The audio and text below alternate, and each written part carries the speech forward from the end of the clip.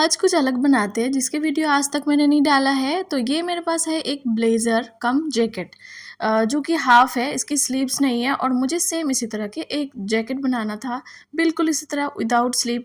तो मेरे पास था ये ब्लू कलर का फैब्रिक जिसमें ब्लैक भी था, तो मुझे इसमें लाइनिंग डालना था अंदर से और इसका जैकेट तैयार करना था। तो चलिए बनाते हैं इस ब्लेज़र को, तो वीडियो को स्टार्ट करते हैं।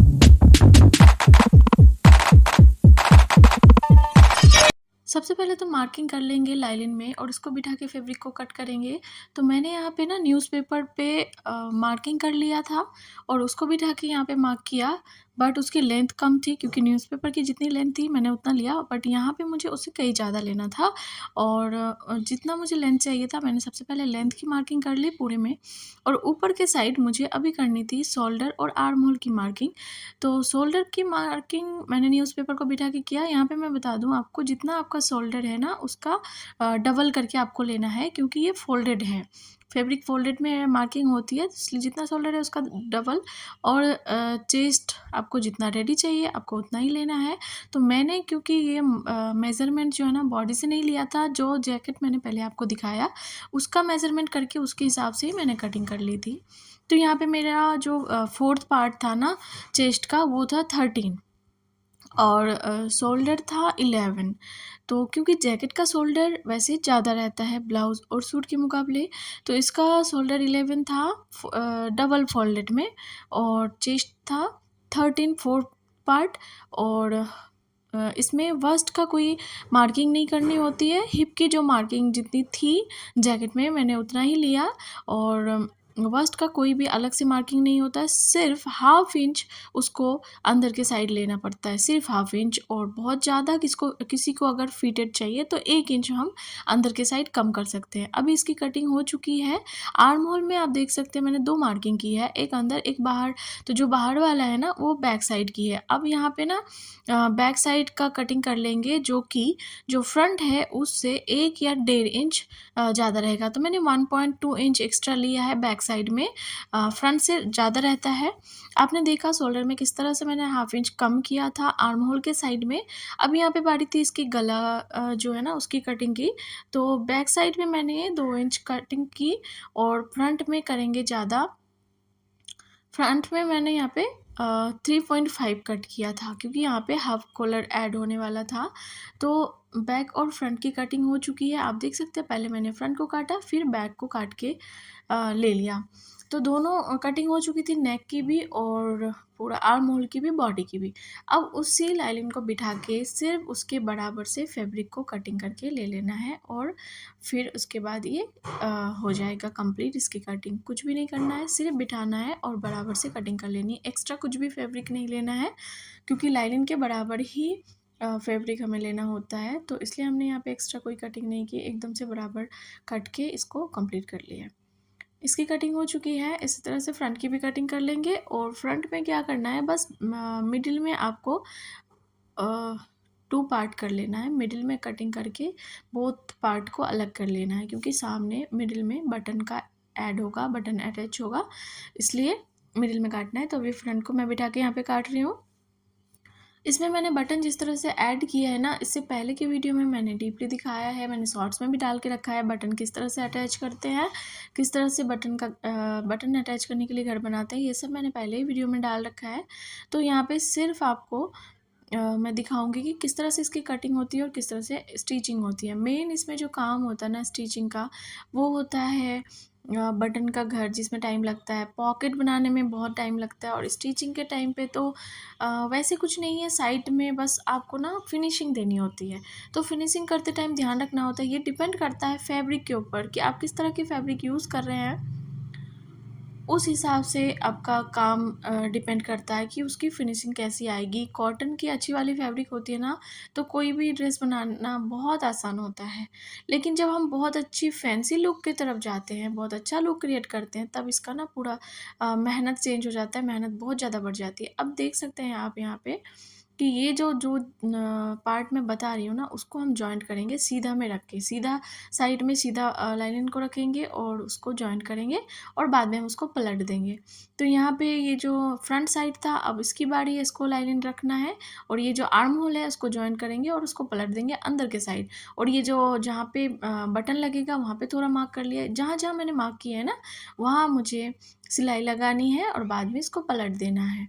ये है ये बाहर की साइड है जहाँ पे मुझे स्टिच करना है और इसको पलटना है।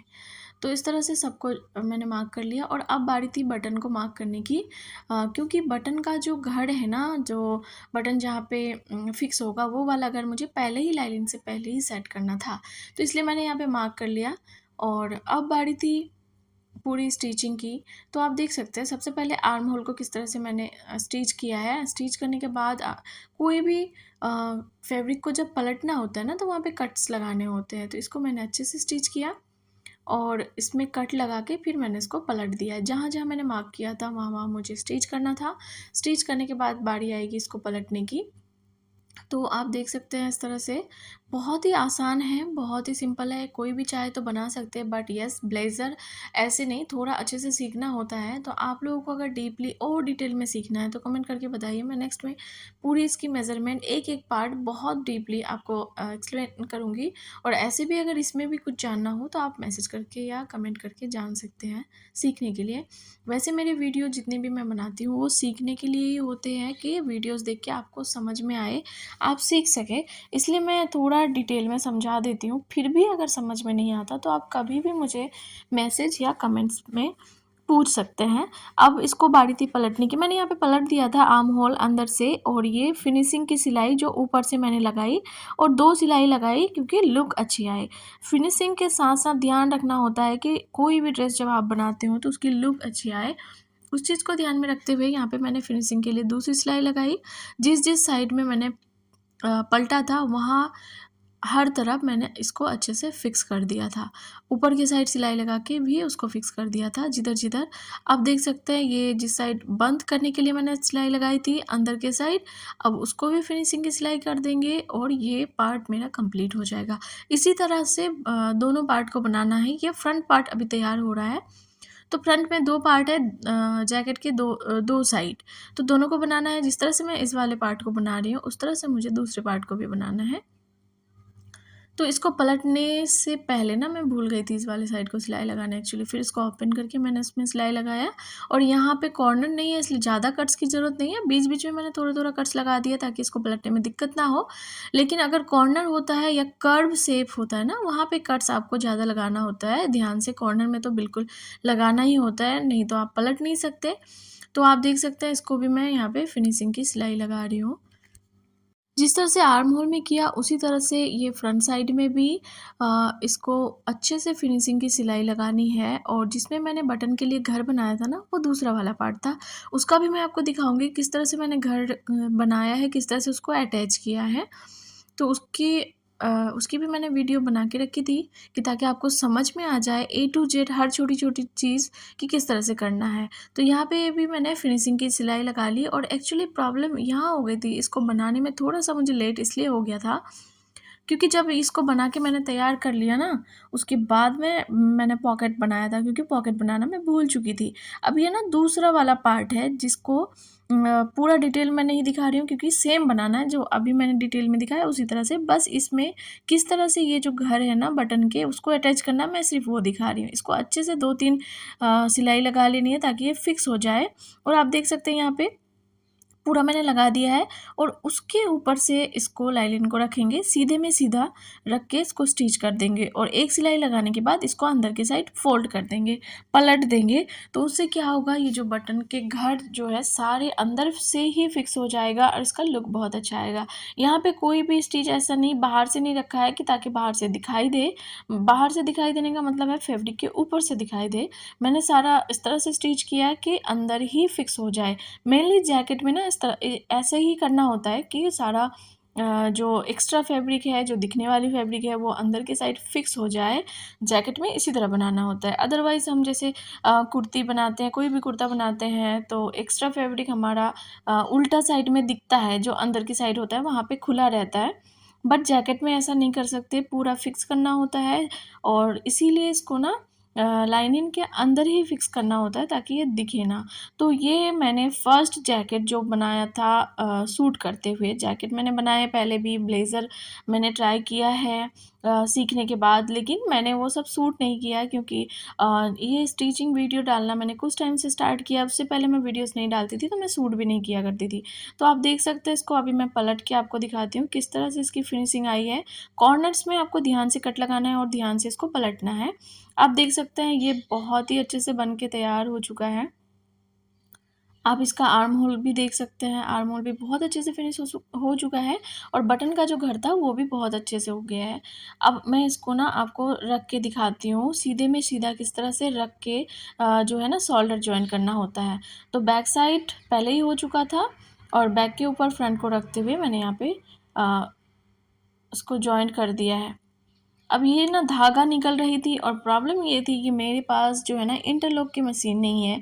पहले इंटरलॉक की मशीन अलग आती थी बट आजकल इलेक्ट्रॉनिक मशीन में एक साथ सारी स्टिचिंग आप कर सकते हैं। मेरे पास तो इलेक्ट्रॉनिक मशीन अभी फ़िलहाल नहीं है, तो इसलिए इंटरलॉक की थोड़ी-सी प्रॉब्लम आती है। तो जहाँ पे बहुत ज़्यादा नीड होता है, मैं बाहर से ड्रेस को बनाने के बाद इंटरलॉक और पिको करवा लेती हूँ, जिस ड्रेस में नीड होता है, बाहर की दुकान से करवा लेती हूँ।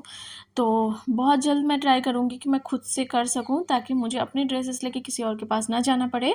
तो यहाँ पे आप देख लें एक बार बहुत ही ध्यान से, ये कॉर्नर की फिनिशिंग मैंने कैसे की है। थोड़ा-सा गैप रखना है और इसको पलट के यहाँ पे स्टिच करना है डबल फ़ोल्ड करके और फिर उसी तरह से इसको फ़ोल्ड करके घुमाते हुए वो स्टिच को बाहर लेके आना है ताकि ये अच्छे से फिक्स हो जाए। तो मेरा जो बैक का पार्ट है ना वो फ्रंट के पार्ट से 1 इंच बड़ा था। मैंने वो लुक अच्छी आए उसके लिए बैक के पार्ट को 1 इंच बड़ा रखा था। थोड़ा-सा क्या होता है ना छोटा-बड़ा होता है ना फ्रंट बैक में, तो थोड़ी उसकी लुक ज़्यादा अच्छी आती है। आप देख सकते हैं इस तरह से मैंने साइड को भी फिनिशिंग करके ले लिया था, साइड जॉइन करने के बाद। तो दोनों का शोल्डर जॉइन करने के बाद पहले साइड जॉइन करना है, साइड जॉइन करने के बाद जो साइड में ये कट्स है ना उसमें फिनिशिंग की सिलाई लगानी होती है। ये वीडियो थोड़ी-सी लंबी हो गई बट कोई नहीं, मैंने थोड़ा लंबा वीडियो इसलिए बना दिया कि एक ही वीडियो में आपको समझ आ जाए पूरी ब्लेज़र कि ब्लेज़र को कैसे बनाना है और कैसे फिनिशिंग देनी है। दोबारा मैंने यहाँ पे दिखाया किस तरह से साइड में फिनिशिंग करना है, दोबारा दिखा दिया ताकि आपको समझने में दिक्कत ना हो। तो जिस तरह से मैंने फ्रंट में किया था फ्रंट पार्ट में, उसी तरह बैक पार्ट में भी किया था। आर्म होल में फिनिशिंग किया लाइनिंग के साथ और पलट दिया। सेम दोनों साइड में आपको पहले फिनिशिंग की सिलाई लगानी है जॉइन करके फिर पलटना है। अब बारी थी इसमें कॉलर अटैच करने की। मैंने मेज़र कर लिया कितना मुझे कॉलर बनाना था और उस तरह से कॉलर बना के ले लिया। कॉलर की वीडियो भी मेरे शॉर्ट्स में डली हुई है, आप चाहे तो वहाँ पे जाके देख सकते हैं। अगर आपको सीखना है तो शॉर्ट्स में देख के आप बिल्कुल अच्छे से सीख सकते हैं, वहाँ पे डिटेल में मैंने डाल रखा है। तो आपको सबसे पहले ना मार्क कर लेना होता है कितना आपको बनाना है, मेज़रमेंट ले लेना होता है, जितना आपको नीड होती है जितने इंच की उतना इंच कॉलर बना के फिर अटैच करना होता है। अटैच करने के बाद इसको अच्छे से फिक्स कर देना होता है। तो मैं इसी तरह से बना के यहाँ पे फिक्स कर रही हूँ। पूरा डिटेल में मैंने पहले ही वीडियो डाल रखा है कॉलर का, बहुत ही आसान है बनाना। तो यहाँ पे इसको फिक्स कर देने के बाद ये बिल्कुल बन के तैयार हो जाएगा और सिर्फ़ इसमें रह जाएगा बटन अटैच करना, जो इसकी मशीन की सिलाई होने के बाद आप इसमें बटन अटैच कर सकते हैं। अब मेरे से हो गई थी एक घर पर क्योंकि मैं पॉकेट बनाना भूल गई थी। अब बारी थी जब मुझे सडनली याद आया, अरे मैंने तो पॉकेट बनाया ही नहीं। फिर मैंने जल्दी-जल्दी मैंने तैयारी की और लग गई पॉकेट बनाने में। तो पॉकेट बनाना वैसे तो आसान है अगर आपको आता है तो, नहीं आता है तो ये बहुत ही लेंदी है। थोड़ा टाइम इसमें ज़्यादा लगता है, टाइम देना पड़ता है अच्छे से इसमें, छोटी-छोटी चीज़ों का ध्यान रखना पड़ता है क्योंकि अगर थोड़ा-सा भी स्टिचिंग इधर-उधर हो जाए तो थोड़ा इसका लुक ख़राब हो जाता है और लुक ही सब कुछ है। कोई भी ड्रेस में लुक ही मैटर करता है, लुक अच्छा होना चाहिए। तो क्योंकि ये पॉकेट है और ये फ्रंट में ही विज़िबल रहेगा तो इस चीज़ में तो बहुत ज़्यादा ध्यान रखना पड़ता है। तो आप देख सकते हैं किस तरह से मैंने फैब्रिक अटैच करके इसको अंदर की साइड पलटा है।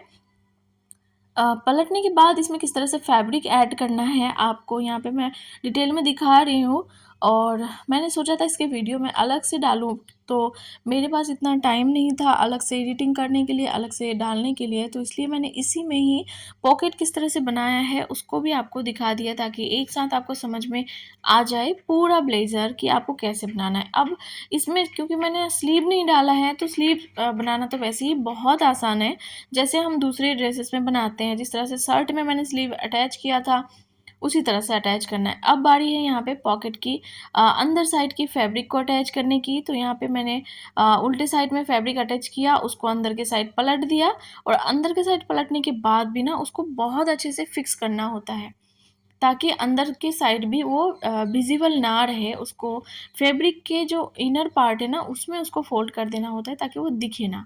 अब यहाँ पे इसको अटैच करने के बाद एक्स्ट्रा थोड़ा-सा ब्लैक फैब्रिक ये जो हॉल दिख रहा था इसको कवर करने के लिए ब्लैक फैब्रिक अटैच करना था। यहाँ पे मैंने अटैच किया और इसका ना टोटल लुक थोड़ा-सा लेंदी है और मुझे भी टाइम लग रहा था, क्योंकि मैंने जिस टाइम सीखी थी बस तभी बनाया था, उसके बाद मुझे नीड नहीं पड़ी थी बनाने की, तो मैंने पॉकेट बनाया नहीं था। आफ्टर सो लॉन्ग इसको बना रही थी ना, थोड़ा मुझे टाइम ज़्यादा लग रहा था और कुछ भी नहीं।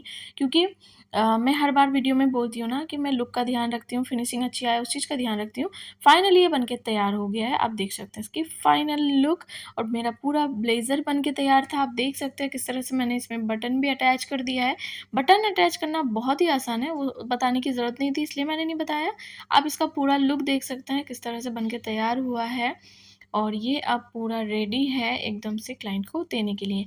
सो वीडियो कैसा लगा बताइएगा ज़रूर। मेरी वीडियो से कितना सीख पाते हैं ये भी मुझे कमेंट करके ज़रूर बताइएगा। बहुत जल्द मिलते हैं दूसरा कोई अच्छा-सा ड्रेस लेके, तब तक के लिए आप लोग वीडियो एन्जॉय करिए। Thank you so much for watching my video.